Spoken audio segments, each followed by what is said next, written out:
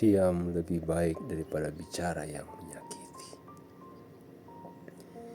Kata-kata adalah anak panah yang bila lepas dari busurnya tak akan bisa ditarik kembali. Dalam hidup seringkali yang melukai bukan pedang, melainkan lidah yang tak dijaga. Luka di kulit bisa sembuh, tapi luka di hati karena ucapan bisa tinggal selamanya. Karena itu Rasulullah SAW bersabda, barang siapa beriman kepada Allah dan hari akhir, hendaklah ia berkata baik atau diam. Hadis riwayat Bukhari dan Muslim. Kalimat yang sederhana tapi berat bagi jiwa yang belum tenang. Sebab menahan lidah lebih sulit daripada menahan tangan. Betapa banyak persaudaraan retak karena lidah. Betapa banyak cinta menjadi benci karena ucapan. Dan betapa banyak doa terhalang karena hati yang tersakiti oleh kata-kata. Setiap kali engkau hendak berbicara, tanyakan pada hatimu, apakah kata ini membawa cahaya atau malah menambah gelap. Karena setiap kata memiliki bayangan di hati orang lain. Ada yang sejuk seperti embun, ada yang tajam seperti duri.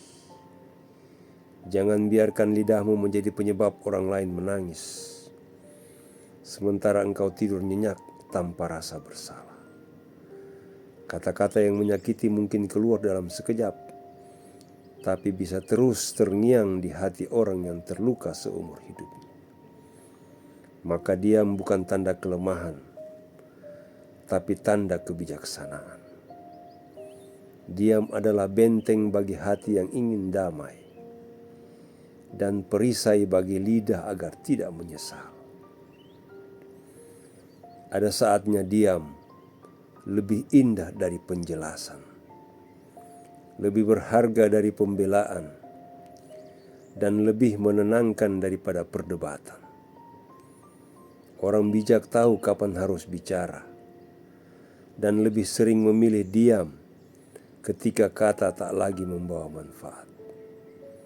Karena diam itu bukan kalah, tetapi cara hati menjaga kehormatan dari kata-kata yang sia-sia.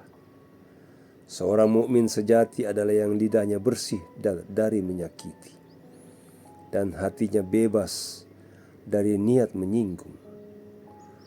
Allah Subhanahu wa Ta'ala berfirman, tidak ada suatu ucapan pun yang diucapkan, melainkan di dekatnya ada malaikat pengawas yang selalu mencatat. Quran Surat Qaf ayat 18. Setiap kata dicatat, setiap kalimat dihisap, dan kadang satu kata bisa menjadi sebab keselamatan atau menjadi sebab penyesalan panjang di akhirat. Diam bisa menjadi zikir bila di dalamnya engkau sedang menahan amarah. Diam bisa menjadi ibadah bila engkau menahan diri dari ghibah dan fitnah. Sebab tidak semua hal perlu dijawab, tidak semua serangan perlu dibalas. Terkadang yang terbaik adalah menundukkan hati dan membiarkan Allah yang menjawab dengan caranya sendiri. Jangan terburu-buru menjawab bila hatimu sedang panas, karena kata yang lahir dari amarah jarang membawa kebenaran. Ketika engkau disakiti, ingatlah bahwa diam bisa menjadi doa tanpa suara. Karena Allah Maha mendengar bahkan keluhan yang tidak terucap. Bila engkau diam untuk menahan diri dari dosa, maka diam itu adalah zikir. Bila engkau bicara untuk memberi kebaikan, maka kata-katamu menjadi pahala. Maka timbanglah antara diam dan bicara dengan neraca hati. Bicaralah bila kata itu menenangkan, diamlah bila kata itu melukai. Kadang diam lebih mulia daripada membenarkan diri, karena penjelasan yang lahir dari ego seringkali hanya menambah luka. Diam bukan berarti menyerah, tetapi memilih jalan damai yang lebih tinggi. Sebab Allah sendiri menjanjikan, sesungguhnya Allah bersama orang-orang yang sabar. Jagalah lidahmu seperti engkau menjaga hartamu, karena kehilangan harta bisa diganti, tapi kehilangan kehormatan karena ucapan sulit dipulihkan.